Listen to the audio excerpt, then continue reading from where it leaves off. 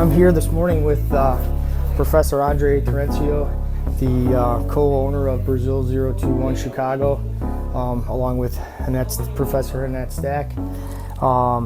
So this morning I was just going to ask Professor Andre a few questions, especially so some of my followers and some of my viewers can get to know my professor and who I learned a lot of my techniques from, along with everyone here at BJJ and Professor Hannette, of course. But I wanted to start with Professor Andre. So good morning, Professor Andre. Good morning, Coach JT, the man of the law. Yes, sir. Just to get a little background. To all the followers. Yes. Just to get a little background on kind of your jiu-jitsu journey and how it started for you. Could you just describe how you started jiu-jitsu and where?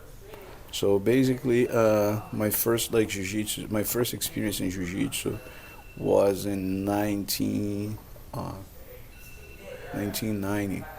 Yes, 1990. Because I started judo when I was 7 years old. Mm-hmm. In a facility near to my parents' house. Then I kind of got boring with the judo. It's amazing, don't take me wrong, but kids, right? They change their mind all the time. And then my daddy told me that, look, you need to do something, besides to go to school. So you need to find another sport. Have you ever tried, have you ever heard about Brazilian Jiu-Jitsu? And he took me in 1989, yes. Brazilian Jiu-Jitsu was still... 1989, 90, Santana's Academy, the Santana brothers, which is, they were part of the Gracie Academy. Valdemar Santana, for those who knows about the Jiu-Jitsu history, in Brazil, Valdemar Santana, he was one of the students of the Grandmaster Edo Gracie. And then there's some disagreement between both of them, and then he left the Gracie Academy. He was a janitor, and then somebody got in between and then promoted a fight, and they ended up fight. And there was the longest Vale Tudo MMA back in the days, in the history of the martial arts. So for 3 hours and 45 minutes, they fought. And then later on, they became friends, the Grandmaster Edo and Valdemar Santana. They had so much respect from each other. But Santana opened up his school, which is near to my place. But the focus of his school was more like MMA. That's why it's kind of MMA, more Vale Tudo, a little bit of a mix of things. But I had a judo background, and then, but I had a chance to learn from his brother, young brother, Valdo Santana. Okay, Grandmaster Valdo, both already passed. But I was a kid because I was so big. I was a big kid. I wouldn't fit in the kids class because it was too big, and I would not fit in adults class either because you were too young. Yeah, I was too young. Yeah. Anyways, I had no man strength. Anyways, make long story short, I had so much fun. I learned so much over there, but the folks over there wasn't the traditional jiu-jitsu. Let's put it this way. Because most of the practitioners over there, they're folks Vale Tudo, okay? And for some reason, there's a couple days, the instructor would say, hey, take your gis off. And it would be doing no gi, or sometimes taparia. Taparia is I can slap you, from the neck and below. That's fine. And I kind of like it. Until a combat jiu-jitsu fighting style. Yes, okay. For ring, for a fighter. For fighting, yeah. Yes. Then I met, until I met my classmate, the school where I was going, regular school. He took me he said, oh, I trained at Tijuca. It's a neighborhood next to, close to my parents' house too. And then 1991. I started to join my professor school, Carlos Henrique, the guy. Back then, I was already orange belt. And then went to Professor Carlos Henrique, and then he put me under his wings from my day one over there up to my black belt, basically. Okay. That's what I did. And the fact of have the experience being able to join Professor Carlos Henrique School. The only reason why I left Santana School is because when I met, my professor, Carlos Henrique School, I saw everybody like, a methodology, more instructional, the difference was the kind of like their focus, it's like gi and self-defense. Right. And more of a like structured curriculum than other places structured had? Curriculum, yes, exactly. Right. Because the class at Santana's Academy, there's no right or wrong. But for a kid, for me, it fit better. Right, with the structure. It's like nowadays, 12 years old join like MMA school, right? Even though the core of the MMA school is Jiu Jitsu, but you end up every day would be something different. You know? So for me, it worked better. Just train it in one period like Jiu Jitsu. Sure. That's all. Okay. And then that kind of leads us into the next question. Would, as you came to the United States and created your own fundamental course, like how would you describe your fundamental course here at Brazil 021 and how you, kind of focus on the, I wouldn't say old school, but the self-defense aspect and the, kind of traditional Brazilian Jiu-Jitsu and the fundamental Jiu-Jitsu? Yes, I would say when you're talking about traditional, the reason why we came up with these ideas is because I noticed that a lot of people, it's really hard for the students, white belts, to stay, they come, because the way how I learned Jiu-Jitsu back in the 90s, it's very interesting. In the 90s, the boom of Jiu-Jitsu, everybody in Brazil after especially after Royce Grace, UFC 1 and all that. UFC 1 and everybody, the whole world, they're like, man, what is that, right? And in Brazil, it's huge too, Yes, we were talking about how you put together your self-defense or your fundamental jiu-jitsu because, because it was wasn't kind of the Wild West, but it was you could go to different academies in Rio and everything was different, right? And they would just throw you kind of to the wolves, right? Yes, I would say the main reason is because I just realized for years it came to my attention. There's nothing new. I didn't invent the wheel. It was more following because my professor learned that way from Grandmaster Mansour. So because Grandmaster Mansour had a curriculum too based on the Gracie Academy, which should be if I'm not wrong, there's 42 classes, something like that. I might 42 classes for the fundamental jiu-jitsu. Yes, yeah. 42 classes for the fundamental jiu-jitsu. And then when the competition came in Rio, came in a new trend, everybody wants to compete, more focus on the sport. Sure. Which was great, okay. But a lot of people, it was a survival way. So Jiu-Jitsu wasn't, back then in the 90s, wasn't inclusive. Right. Wasn't something like a welcome, which would go completely against the idea of Grandmaster Edo Gracie, which is the Jiu-Jitsu that I created, it's not me, but the Jiu-Jitsu that he created was for a week. Right. It's not for tough guys. Right. And to make it accessible to everyone, and the average person, right? Yeah, but when you're in a competition mode, everybody, the way how you used to train was if you come back in the next day, it was just to, don't come back. But if you were to come back, if you keep coming back, it's because you're tough. Right. You understand? And you developed a kind of a toughness. It was very selective. Train Jiu-Jitsu back in the days, which you wouldn't include a regular person to come and join us. And that's why I go wait a minute. The community is growing a lot. A lot of people are interested about the power of Jiu-Jitsu, but why they don't stay?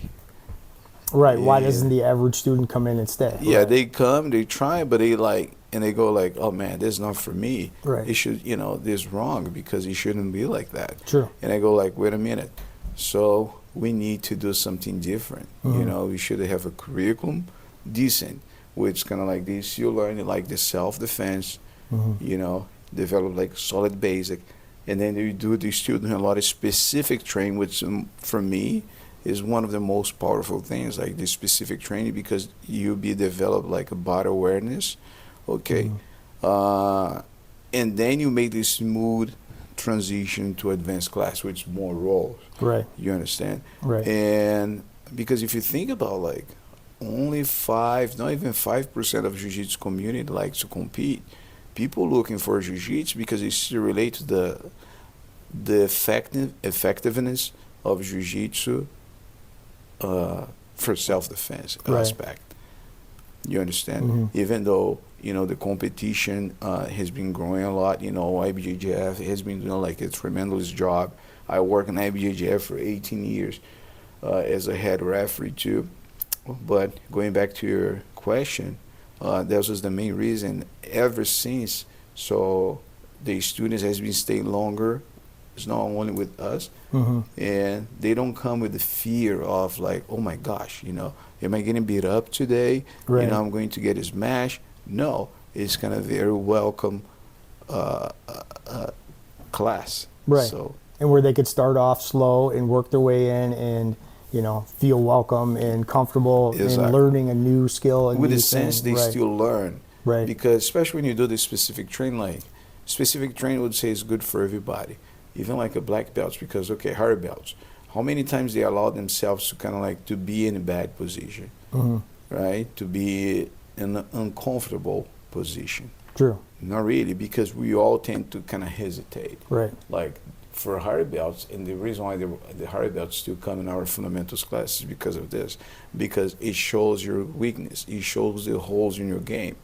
At the same time, it allows the white belt to do something too. Right. And they feel like, oh, all right, I can do that. And slowly, besides to develop a better awareness too, they're building also confidence. Right. Yeah. And it forces you to kind of work those certain positions and tough positions. Right. Yep. Yeah, that makes a lot of sense. And then, you know, we kind of touched on that, like, you know, with your fundamental course. And then how would you describe the jiu-jitsu at Brazil 021, like, to the person who doesn't think they're, like, physically capable of training, and, like, you know, I'm too old, I'm out of shape, or, you know, my cardio isn't good enough, or, you know, I've let myself go too long, and, you know, I don't know if this will work for me, and it seems like a little, you know, too much. You know, could you describe that there's still, you know, benefits to fundamental jiu-jitsu or training jiu-jitsu to that person that, you know, has those misconceptions, or just has those reservations about, you know, who they are? I would say that, make like very short answer. Jiu-jitsu is for everybody, but it's not everybody's for jiu-jitsu. As long as you accept your limitations and you go from there and you slowly start to see your progression. So, and you accept that for a while, but believe that if you be consistent, if you keep the consistency, if you keep showing up with your mind open, it's not only to learn, but also to lose too. True, yeah. Because jiu-jitsu is all about like humility too, right? So yes, you can succeed. You know, it's for everybody, from like 3.5 years old kid up to a 7 years old man or person. I'm sorry. Anybody can do jiu-jitsu, but again, it's not for everybody, because you have to put your ego aside and allow yourself to learn, you know, to get choked sometimes, but it is a part of the process, right? And that's the problem with a lot of people, especially like, you know, I have a lot of like successful, like, you know, businessmen, they come, they do private lessons with me, and when they get into jiu-jitsu, so sometimes it's really hard, because especially when you're very good at something, and you start doing something completely different, it's a new world, right? And now you're the beginner. You're the beginner, exactly. So I would say yes for everybody, but not everybody's for jiu-jitsu. So they really believe like jiu-jitsu can be a huge tool to provide, because there's the world for law enforcement, you know, before George Floyd and after George Floyd. Right. And when the whole world was just like criticize those guys, what about the police academy? Does the state provide a good training for you guys? I don't think so. It's not only in the United States of America. So many countries around the world. And myself and Professor Hannette, we decided to kind of like, okay, let's stand for that, because it's easy to criticize the poor job that the guy was doing, right? But there's a lack of knowledge. Right. There's a lack of training. There's a lack of self-control. There's a lack of so many things that Jiu-Jitsu can provide for you guys. Yeah, absolutely. And I totally agree with that. And, yes, that's why we decide to build this amazing curriculum, and has been like successful, of course, with a huge help of you too. Yeah, and I kind of, right away in my jiu-jitsu journey, I kind of made the connection because I came here, to learn to defend myself a little better for the job I do as a police officer. But I made the connection right away with the benefits of jiu-jitsu and law enforcement, and how great of a tool it can be on the street.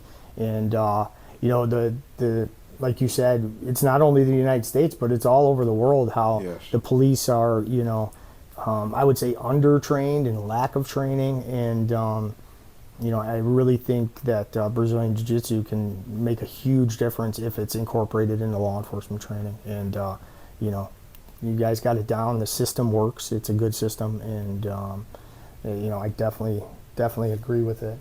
And for the last question, one of your slogan kind of with Brazil 021 is like it's more than martial arts, it's a lifestyle.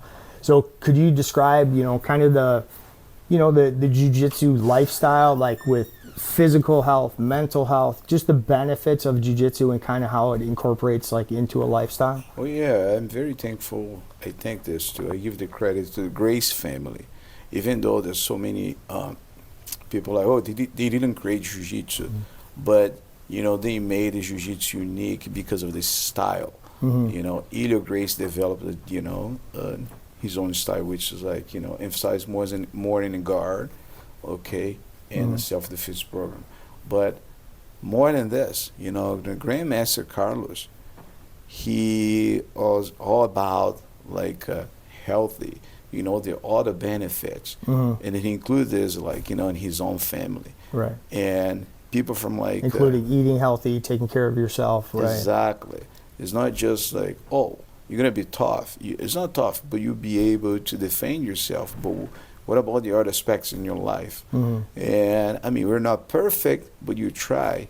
And then Jiu-Jitsu became kind of like something people connect Jiu-Jitsu. That's I also think Jiu-Jitsu is very unique art. And it's very different than the other ones. Number one, there's no strike. It's very effective. But what else? Right. This is about camaraderie. This is about kind of like a friendship, because I need you all the time. I need my partner. I need somebody. So I'm putting my life in your hands every time you go to spar. Yeah, that's right. Yeah. So there's so many things you kind of like you learn and you can apply in your daily life. So talking about healthy, yes, because there's no way you can start doing jiu-jitsu unhealthy, but down the road you start to see, okay, what else can I add to make my training better? What else can I add to make my jiu-jitsu more effective? You cannot be unhealthy. Right. Because you're not going to be able to handle for 5 minutes. Even the person's like half of your size, right? Right. And you start to kind of like, okay. And that's when like you start to separate, like, okay, you see who wants to stay, get better. Right. It's not only technically, but get better like physically, healthy in the other aspects too. Yeah. Right? Does it make sense? It does, yes. Yeah. Right. So just a brief, short conversation with Professor Andre Terencio. So I just kind of want to let you guys know like a little the history of, where I train and, how kind of the law enforcement program came about. And it really all started with fundamental jiu-jitsu here with Professor Andre and Hannette Staack. And I started just like everybody else as a white belt in fundamental class, and it's kind of taken off from there. So I'm kind of just wanting to show you guys a little more the history behind jiu-jitsu, the history behind Brazil 021 Chicago and how it came about, and the great professors and instructors here, at the school, and kind of what it's all about here in the atmosphere. So glad you guys could listen today, and I'll see you on the next one. Thank you, Professor. Oos. Appreciate it.